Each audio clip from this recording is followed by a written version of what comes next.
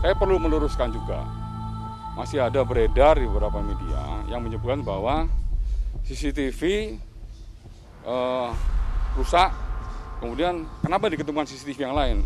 Ini saya perlu luruskan kepada teman-teman media biar tidak lagi istilahnya berpersepsi lagi, sehingga muncul spekulasi lagi yang justru akan membuat permasalahan ini tidak clear.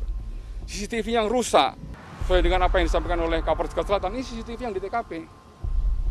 Tapi CCTV yang sepanjang jalur ini, di sekitar TKP, ini sudah diketemukan oleh penyidik.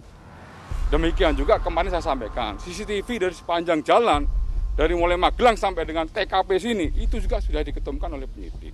Tadi malam itu dilaksanakan oleh teman-teman penyidik Polda Metro Jaya dengan membuat asumsi TKP yang hadir semuanya penyidik. Ya.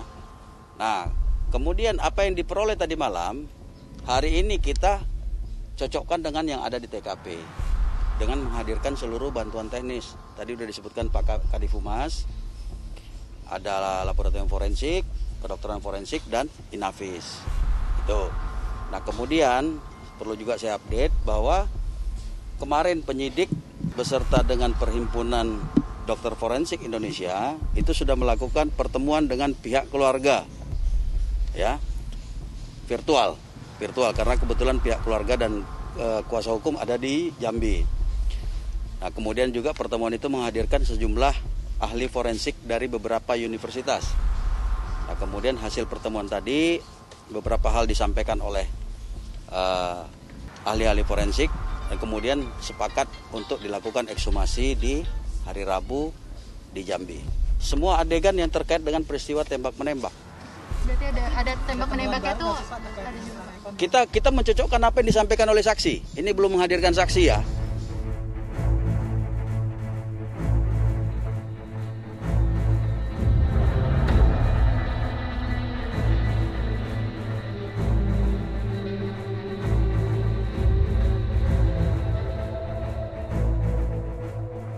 Memasuki pekan ketiga pasca kejadian kematian Brigadir Joshua, tak hanya keluarga Brigadir Joshua yang menginginkan kasus kematian Brigadir muda cepat terungkap.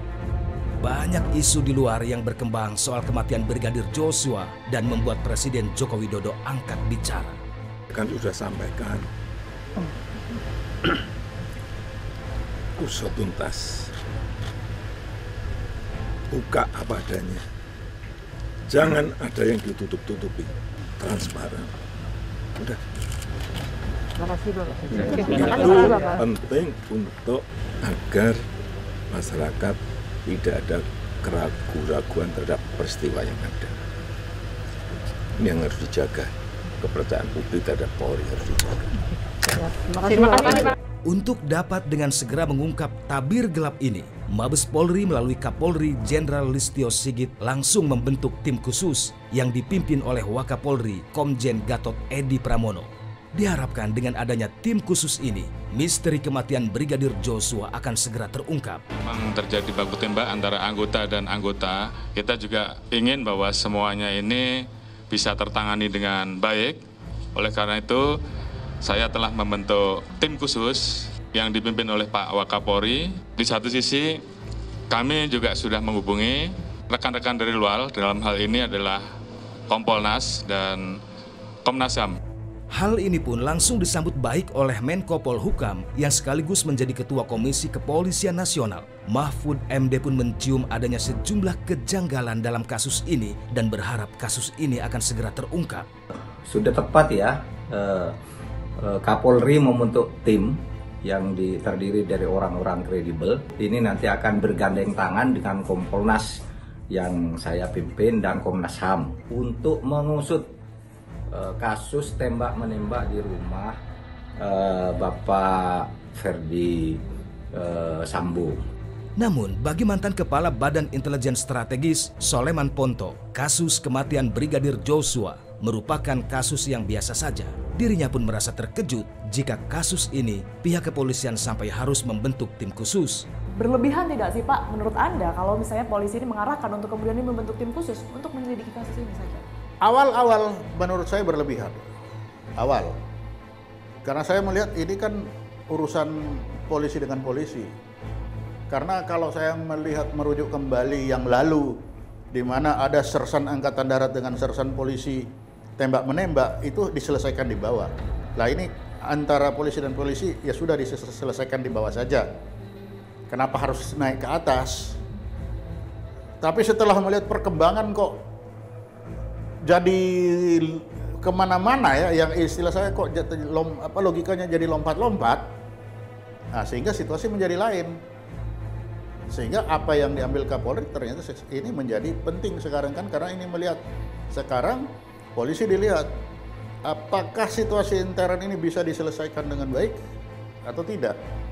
Bagi Ponto, jika memang ini dikatakan peristiwa tembak-menembak, mengapa hingga saat ini alat yang digunakan untuk menembak tidak pernah diperlihatkan? Kita tidak tahu benar tembak-tembakan itu ada, kan kita tidak ada bukti. Karena Kapolres bilang ditemukan juga di situ ada 2 pistol, tapi hari ini kita nggak pernah tahu 2 pistol itu yang mana.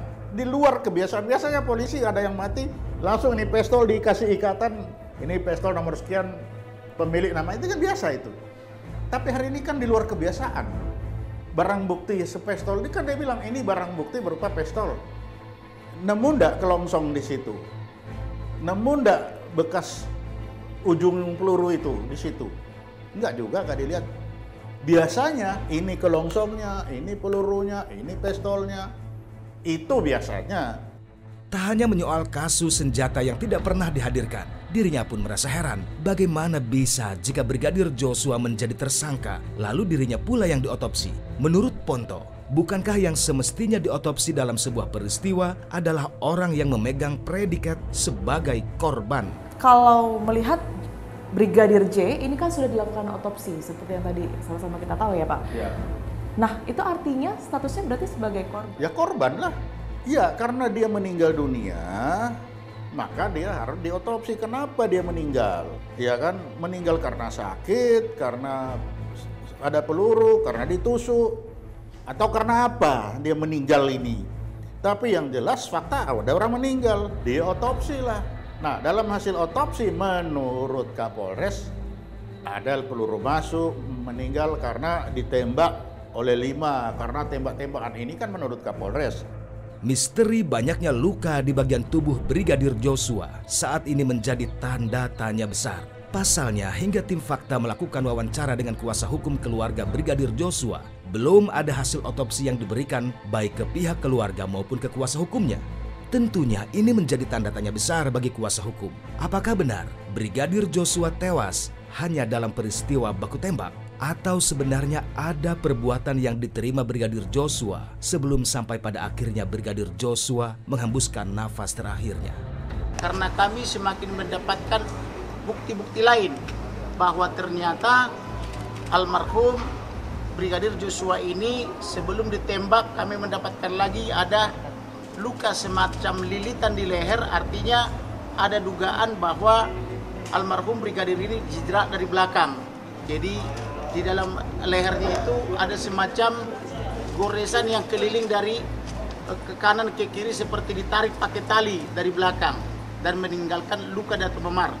Oleh karena itulah kami semakin yakin bahwa memang pelaku dugaan tindak pidana ini adalah terencana oleh orang-orang tertentu dan tidak mungkin satu orang, karena ada yang berperan pegang pistol, ada yang menjerat leher, ada yang menggunakan senjata tajam dan sebagainya.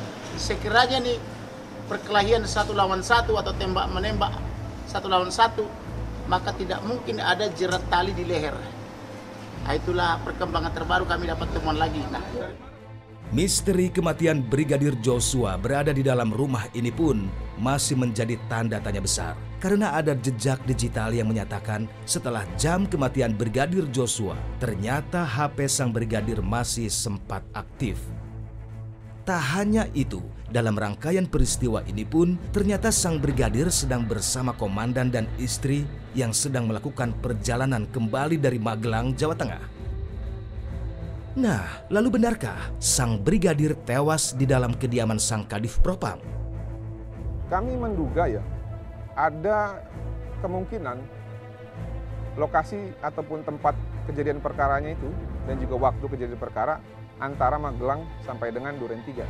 Bisa di jalan, bisa sebelum jalan, bisa di pertengahan jalan, bisa juga di rumah.